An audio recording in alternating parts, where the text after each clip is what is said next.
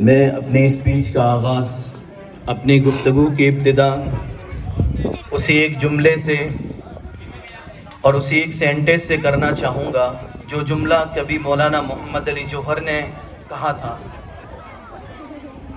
میں گزارش یہ کروں گا تمام آڈینس سے، تمام سننے والے سے، میرے سامنے دیش کا بھوشیہ بھی موجود ہے، دیش کے بڑے گیانی اور بدھی جیوی لوگ بھی میرے رائٹ سائڈ میں بیٹھے ہوئے ہیں۔ گزارش ہے کہ میرے لیے بولنا تھوڑا مشکل ہوگا اگر آپ توجہ کے ساتھ نہیں سنیں گے تو۔ بہرحال میں اپنی اسپیچ کو مولانا محمد علی جوہر کے اس ایک جملے سے شروع کرنا چاہتا ہوں۔ مولانا محمد علی جوہر کون تھے؟ فریڈم فائٹر نہیں بلکہ لیڈر آف فریڈم فائٹرز تھے۔ تو مولانا محمد علی جوہر نے ایک جملہ کہا تھا، جب مولانا محمد علی جوہر کے ساتھ انگریزوں کے خلاف مسلمان اور ہندو بہت سارے مل کر کے مولانا محمد علی جوہر کا ساتھ دینے لگے تو انگریز اور برٹش حکومت نے انڈین کو یہ تاثر دینے کی کوشش کی کہ یہ تو مسلمان ہیں، یہ تو مسلمان ہیں، یہ جو کچھ کر رہے ہیں اپنے اسلام کے لیے کر رہے ہیں، ہندوستان کے لیے نہیں کر رہے ہیں۔ تو اس وقت ایک سینٹنس، ایک جملہ مولانا اور ایک بات مولانا محمد علی جوہر نے کہی تھی کہ I am a Muslim, I am a Muslim, I am a only Muslim, but when it come to my country, I am a only Indian، کہ میں مسلمان ہوں اور صرف مسلمان ہوں، لیکن اگر بات میرے وطن، اگر میرے ملک، میرے ہندوستان کی آن بان اور شان پر اگر آ جائی تو میں انڈین ہوں، ہندوستانی ہوں اور صرف ہندوستانی ہوں۔ آج کے سماروہ کے مکھیہ اتیتھی، منچ راجمان اتیتھی گن اور یووا ساتھیوں، آج کی تاریخ دیش کے لیے ایک یادگار تاریخ ہے۔ دیش کے کونے کونے، چپے چپے، گلیوں اور چوراہوں پر چھوٹی اور بڑی عمر کے لوگ جمع ہو کر کے جشن منا رہے ہیں۔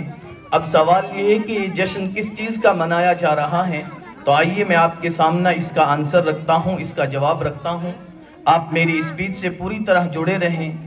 رام اور گوتم، چشتی اور نانک کی پاک پوتر دھرتی، جہاں پر ہم برسوں سے آباد تھے، ہماری تہذیب، ہماری سنسکرتی، ہمارے دھرم اور مذہب، ہمارے مندر مسجد آباد تھے، مہان بھارت کی ایکتا اور اکھنڈتا اور دیش واسیوں کا آپسی پیار اور بھائی چارہ دنیا کے لیے نمونہ تھا۔ لیکن کہاوت مشہور ہے کہ ہر اچھی اور خوبصورت چیز پر بری نظریں لگ ہی جایا کرتی ہے، چنانچہ ہمارے اس چمن پر بھی بری نظریں اٹھنے لگی اور سن 1498 میں 1498 کو واسکو ڈی گاما گوا کے ساحل سے ہندوستان آیا اور پھر انگلستان سے لوگ آ کر آباد ہوتے گئے۔ 16ویں شتابدی ختم ہونے تک انہوں نے ایک بہت بڑے آئیڈیل کے لیے راہیں صاف کر لی اور سن 1757 میں پہلی دفعہ شجاع الدولہ کے خلاف میدان میں اتر کر کے اور اسے شکست دے کر کے پورے بنگال پر قبضہ جما لیا۔ سن 1757 میں پہلی دفعہ ایسا ہوا اور پھر سن 1601 میں ملکہ ایلزبیتھ کے حکم سے 100 تاجروں نے 30,000 پونڈ کی لاگت سے ایسٹ انڈیا کمپنی کی استھاپنا کی اور لگ بھگ 100 سال تک پورا دھیان بزنس پر رکھا اور پھر دھیرے دھیرے سرکاری سسٹم میں انٹرفیئر شروع کر دیا۔ داستان بہت درد بری ہے۔ جوان دلہنوں کے سہاگ اجڑ گئے، ان کی مانگ کا سندور کسی کے انتظار میں پھیکا پڑ گیا۔ بوڑھے ماں باپ کو انتظار ہے کہ جوان بیٹے آئیں گے، معصوم بچے انتظار کر رہے ہیں کہ بابا کھلونے لے کر آئیں گے، سیانی بچیوں کو انتظار ہے کہ بابا زیور، چوڑیاں اور گہنے لے کر آئیں گے، لیکن ہائے افسوس، جس کا انتظار ہو رہا تھا وہ اشفاق اللہ خان، وہ بھگت سنگھ اور ان جیسے نہ جانے کتنے دیش بھکت تھے جو پھانسی کے پھندے پہ چڑھے نظر آ رہے تھے۔ تو آج جو کچھ یہ پروگرام منائے جا رہے ہیں،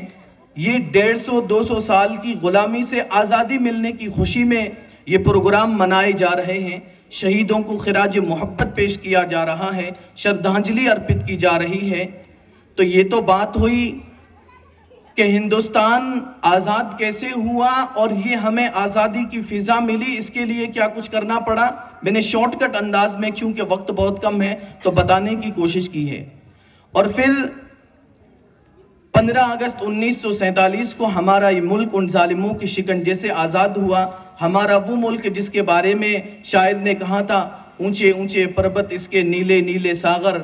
ऊंचे ऊंचे पर्वत इसके नीले नीले सागर, धरती जैसे फूट बही हो दूध की कच्ची गागर। 15 अगस्त 1947 को हमारा ये मुल्क उन जालिमों के शिकंजे से आज़ाद हुआ। और फिर आज ही के रोज़, आज ही के दिन, यानी 26 जनवरी 1950 को, 1950 को हमारा ये मुल्क भारत गणराज्य के रूप में दुनिया के नक्शे में स्थापित हुआ।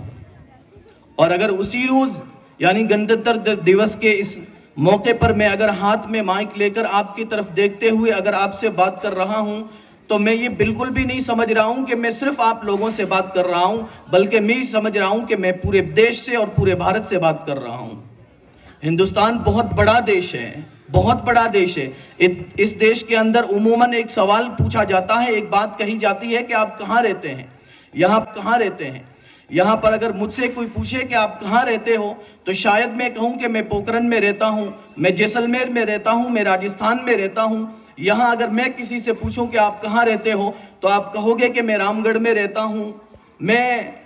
शेखावाटी में रहता हूँ, मैं फतेहपुर से, मैं चूरू से बिलोंग करता हूँ, करती हूँ, मैं राजस्थान से बिलोंग करता हूँ, करती हूँ, मैं इंडिया से बिलोंग करता हूँ, करती हूँ। लेकिन मैं समझता हूँ जब तक आप ये 3 शब्द भी बोलोगे, उस वक्त तक इंडिया का प्रोग्रेस नहीं होगा। अगर इंडिया प्रोग्रेस करना चाहता है, आप चाहते हैं कि इंडिया प्रोग्रेस करे, तो जब आपसे कोई पूछे, कोई मुझसे पूछे, कोई हिंदू से पूछे, कोई मुसलमान से पूछे, कोई सिख से पूछे, कोई क्रिश्चियन से पूछे आप कहाँ रहते हो, तो उस वक्त हम सब एक जबान होकर के ये कहें कि हम 150 करोड़ हिंदुस्तानियों के दिलों में रहते हैं, तो आप यकीन कीजिए वो वक्त और वो लम्हा सही इंडिपेंडेंट पल होगा। अगर हम हिंदुस्तान में, क्योंकि हम अगर हिंदुस्तान में रहते हुए हम हिंदुस्तानियों के दिलों में नहीं रहते हैं, तो हम हिंदुस्तानी नहीं हैं। अगर एक मुसलमान, चूंकि मैं एक मुसलमान हूं, अगर एक मुसलमान अपने पड़ोसी हिंदू के दिल में नहीं रहता है, तो मैं कहता हूं ना तो वो मुसलमान है और ना हिंदुस्तानी है। अगर एक हिंदू ने सिखों के दिलों में, मैं कहता हूं अगर एक हिंदू ने सिखों के दिलों में अपने लिए जगह नहीं बनाई है, क्रिश्चियंस के दिलों में अगर एक हिंदू नहीं रहता है, अगर ईसाइयों के दिलों में नहीं रहता है, तो ना तो वो हिंदू है और ना वो हिंदुस्तानी है। If you say that I love India, you must say that I love all Indians as well. You have to respect every Indians. अगर वाकई आप हिंदुस्तान से मोहब्बत करते हो, तो आप तमाम हिंदुस्तानियों से भी मोहब्बत करोगे, आप हर हिंदुस्तानी की रिस्पेक्ट करोगे। वो छोटा है, बड़ा है, अमीर है, गरीब है, मास्टर है, इंजीनियर है, वॉचमैन है, चेयरमैन है, मास्टर है, मौलाना है, अगर आप हर एक की रिस्पेक्ट कर रहे हो, तो आप सच्चे और पक्के हिंदुस्तानी हो। क्यों? क्योंकि शायर ने कहा था कि ये हिंदुस्तान सबका है, ये हिंदुस्तान सबका है, न तेरा है न मेरा है, ये हिंदुस्तान सबका है, न तेरा है न मेरा है, ये हिंदुस्तान सबका है। नहीं समझी गई ये बात तो नुकसान सबका है, जो नदियां मिल गई इसमें दिखलाई नहीं देती, महासागर बनाने में मगर एहसान सबका है। इसी के साथ मैं आपसे ये आग्रह करूंगा कि अब हमें देश को आगे बढ़ाना है, देश के विकास के लिए आगे आना है, देश को उन्नति की राह दिखाना है। लेकिन याद रखिए, देश आगे बढ़ेगा अपनी संस्कृति और मानसिकता से। भारत का हजारों साल का इतिहास उठा करके आप देखेंगे तो आपको अंदाजा होगा कि ये भारत, ये मुल्क प्यार का, मोहब्बत का, इत्तेहाद का, करवना का, दया का, एकता का और क्षमा का देश है। ये मुल्क और ये हिंदुस्तान हमेशा अपनी संस्कृति और मानसिकता के साथ आगे बढ़ेगा। याद रखिएगा, हिंदुस्तान की हैसियत एक बिल्डिंग की हैसियत है, और हिंदू, मुस्लिम, सिख, ईसाई उस बिल्डिंग के 4 पिलर्स हैं, 4 स्तंभ है। जैसे एक स्तंभ के कमजोर हो जाने की वजह से पूरी बिल्डिंग और पूरी इमारत कमजोर हो जाती है, ठीक उसी तरह अगर एक कम्युनिटी भी कमजोर हो जाए तो पूरा मुल्क कमजोर हो जाएगा, और फिर ये देश वो देश बाकी नहीं रहेगा जिसकी वजह से ये दुनिया भर में मशहूर है। क्योंकि शायर ने कहा था, नफरत बुरी है न पालो इसे, तो आगे बढ़िए और विरोध कीजिए गैंगरेप का, कंडेम कीजिए मॉब लिंचिंग को,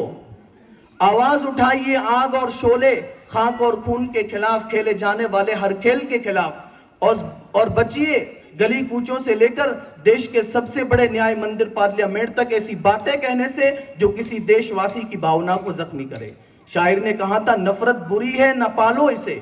نفرت بری ہے نہ پالو اسے، دلوں میں خلش ہے نکالو اسے، نہ تیرا نہ میرا یہ ہم سب کا وطن ہے سنبھالو اسے۔ میں اسکول کے ذمہ داران اور پرنسپل صاحب کا بہت شکر گزار ہوں کہ انہوں نے مہمان بہت اچھے بلائے ہیں۔ میرے سامنے اور میری رائٹ اور لیفٹ سائڈ بہت اچھے اور بدھی جیوی لوگ بیٹھے ہیں۔ میں کہنا یہ چاہ رہا ہوں کہ اب ہمیں اپنے ملک کے لیے کچھ کرنا ہوگا، اپنی آنے والی جنریشن کے لیے، آنے والی پیڑھی کے لیے، آنے والی نسل کے لیے ہمیں کچھ کرنا ہوگا۔ ان کی تعلیم کے بارے میں ہمیں سوچنا ہوگا، کہ ان کو اچھی تعلیم، اچھی شکشا اور اچھی ایجوکیشن کیسے مل سکے، ہمیں اس بارے میں سوچنا ہوگا۔ اگر ہم نہیں سوچیں گے تو کہیں ایسا نہ ہو کہ آج ہم اپنے بڑوں کا، اپنے پروجوں کا، اپنے شہیدوں کا نام بڑے فخر کے ساتھ لیتے ہیں، اپنا سینہ چوڑا کر کے نام لیتے ہیں۔ ہم مہاتما گاندھی جی کا نام لیتے ہیں، نہرو جی کا نام لیتے ہیں، مولانا ابوالکلام آزاد کا نام لیتے ہیں، مولانا حسین احمد مدنی کا نام لیتے ہیں، حضرت موہانی کا نام لیتے ہیں، منگل پانڈے کا نام لیتے ہیں، اور بہت سارے دیش بھکت اشفاق اللہ خان اور بھگت سنگھ کا نام لیتے ہیں، مولانا محمد علی جوہر کا نام لیتے ہیں۔ لیکن ہم یہ سوچیں کہ کہیں ایسا نہ ہو کہ آج ہم تو اپنے پروجوں کا نام لیتے ہوئے آنر محسوس کر رہے ہیں، فخر محسوس کر رہے ہیں، لیکن کہیں ایسا نہ ہو کہ آنے والی جنریشن ہمارا نام لینے کی وجہ سے ہم ذرا یہ سوچیں کہ کہیں ایسا نہ ہو کہ ہمارا نام لینے کی وجہ سے ان کا سر فخر کی وجہ سے اونچا نہیں، بلکہ ہمارے کرتوتوں کی وجہ سے ان کا سر اور ان کی نظریں شرم کی وجہ سے ہمارا نام لیتے ہوئے جھک جائیں۔ بس یہی پرشن میں آپ کے چرنوں میں رکھ کر آپ کو جاگروک کرنا چاہوں گا اور آپ سے اجازت چاہوں گا۔ آخر میں یہ شعر کر کے میں اپنی ختم کرتا ہوں۔ اس شعر کے یہ اردو کا شعر ہے، تو پرنسپل صاحب اور جتنے اسٹاف ہے گزارش ہے کہ اگر یہ ورڈ سمجھنے کی کوشش کریں گے۔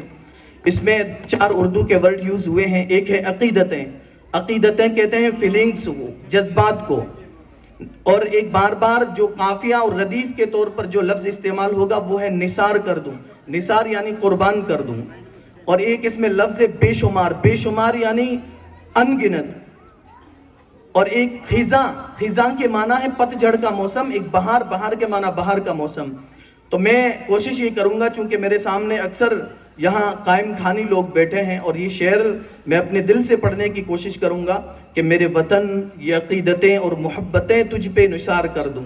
میرے وطن یہ عقیدتیں اور محبتیں تجھ پہ نثار کر دوں، محبتوں کے سلسلے یہ بے شمار تجھ پہ نثار کر دوں، میرے وطن میرے بس میں ہو تو تیری حفاظت کروں میں ایسے، میرے وطن میرے بس میں ہو تو تیری حفاظت کروں میں ایسے، خزاں سے تجھ کو بچا کے رکھوں، بہار تجھ پہ نثار کر دوں۔ اور یہ جو آخری 2 پنکتیاں ہیں، 2 لائن ہیں، چونکہ میرے سامنے قائم خانی لوگ بیٹھے ہوئے ہیں، اور یہ وہ لوگ ہیں انہوں نے اس ملک کو مضبوط کرنے کے لیے، اس ملک کی